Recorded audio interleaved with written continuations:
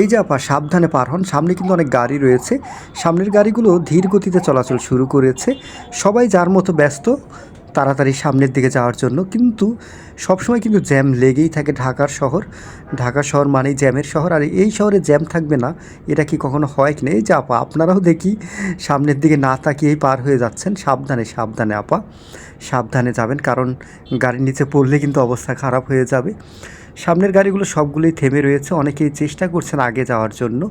আসলে এই অবস্থাই থাকে সবসময়, যে যেই দিক দিয়ে পারেন আগে যাওয়ার চেষ্টা করেন। দেখতে পাচ্ছেন মোটরসাইকেল অনেকগুলো সামনে দাঁড়িয়ে রয়েছে, যে যেই দিক দিয়ে পারছেন সামনের দিকে এগিয়ে যাওয়ার চেষ্টা করছেন।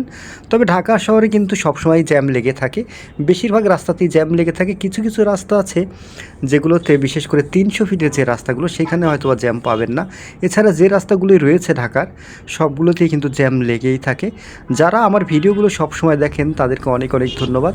যদি ভালো লাগে একটু লাইক করে দিবেন, কমেন্ট করবেন, এবং আমার পেজে যদি আপনারা নতুন হয়ে থাকেন অবশ্যই ফলো করতে ভুলবেন না, এবং যারা ইউটিউব থেকে দেখছেন অবশ্যই সাবস্ক্রাইব করে আমাদের সাথে যুক্ত হয়ে যাবেন।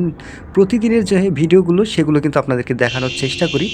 ঢাকা শহরের বিভিন্ন যে জায়গাগুলো রয়েছে সেখানে যাই এবং সেই ভিডিওগুলোই কিন্তু আপনাদেরকে দেখানোর চেষ্টা করি। আপনারা একটু সাপোর্ট করলে হয়তো আরও ভালো ভালো ভিডিও আপনাদেরকে উপহার দিতে পারবো। সামনের দিকে এই মুহূর্তে ফাঁকা মনে হচ্ছে, কিছুটা হলেও ফাঁকা এখন, কিন্তু একটু পরেই হয়তো আবারও জ্যাম বেঁধে যাবে। কারণ যেটি বলছিলাম, জ্যামের শহর ঢাকা, এখানে জ্যাম থাকবে না সেটা কিন্তু হতেই পারে না। বলতে বলতে আবারও দেখতে পাচ্ছেন আরেকটা সিগনালে মনে হচ্ছে পড়ে গেলাম।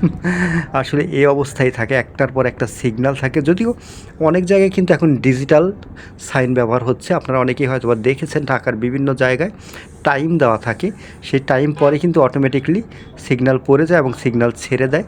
এই জিনিসগুলো কিন্তু অনেকটা ভালো হয়েছে।